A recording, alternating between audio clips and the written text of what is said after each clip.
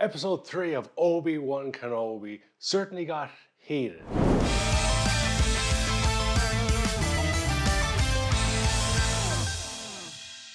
I've seen a lot of people talk about how Episode 3 of Obi-Wan Kenobi might just be one of the best Star Wars things we've seen in a long, long time. And I've got to say, I fully agree. The return of Darth Vader, it was better than I ever could have expected. Then again, he is one of the greatest movie villains of all time for a reason, because he was just an out-and-out badass in those original movies. But in this one, they pulled no punches. They showed exactly why he earned his reputation as the biggest bad guy in the universe, galaxy, far, far away place. It's cool to start seeing being put together, all the machines being attached together. We don't think we've seen the whole process, I guess, of Darth Vader being put together. But when he's walking down the street looking for Kenobi and he's just pulling people out of buildings, throwing people to the side, snapping necks, killing people at will, just to emphasize what an evil badass this guy is, someone not to be messed with, someone to be feared. They did an amazing job in that one scene alone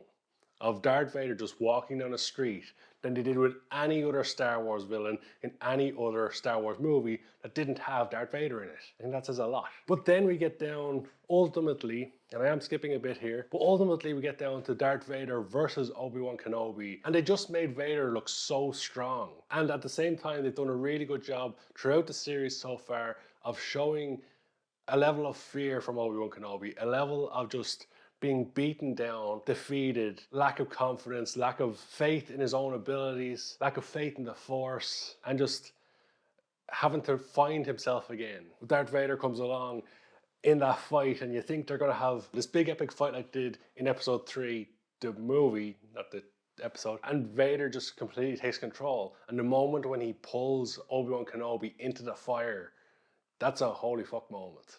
It's a serious holy fuck moment, because although we know that Obi-Wan Kenobi survives, because he has to, unless there's a different Obi-Wan Kenobi, the Alec Guinness version is a completely separate Obi-Wan Kenobi. Just coincidence.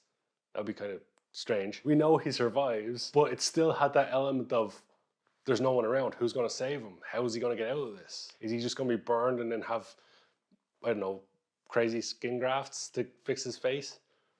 Who knows? Then again, Han Solo is at some point going to have a completely different face. He's going to have some horrific accident that changes his face into Harrison Ford's face. That's a whole different issue. But for me personally, Obi-Wan Kenobi Episode 3, it was just phenomenal to see as a Star Wars fan. Having Darth Vader back in a series, having him be a just absolute badass, not watered down, if anything, elevated up a level as well as to just how evil and strong he is, putting him right back there at the pinnacle of Star Wars villains, if not TV and movie villains. And I think they've really set up really well for the next 3 episodes of Obi-Wan Kenobi. Now, I might be setting myself up for failure there, but I've really enjoyed the series so far. Episode 1 and 2 were really good, and Episode 3 was phenomenal. Although, don't forget, our expectations of Star Wars have kind of been watered down in recent times because of Rian Johnson's shitty movie and, you know, that whole debacle of those sequel movies, which would really be scrapped altogether. But we have had plenty of good things. Clone Wars is still fantastic, the animated series. Mandalorian's been fantastic. Book of Boba Fett was okay until Mandalorian came back in, then it was fantastic. Hopefully Obi-Wan Kenobi can finish on a strong note in the next 3 episodes. But I guess we'll find out in just 2 days' time, because this episode is a little bit late coming out. This review is a little bit late coming out. But it means we don't have too long to wait for Episode 4. But I'd love to hear your opinions on Obi-Wan Kenobi Episode 3 and the whole series so far, and what you expect from the series going forward.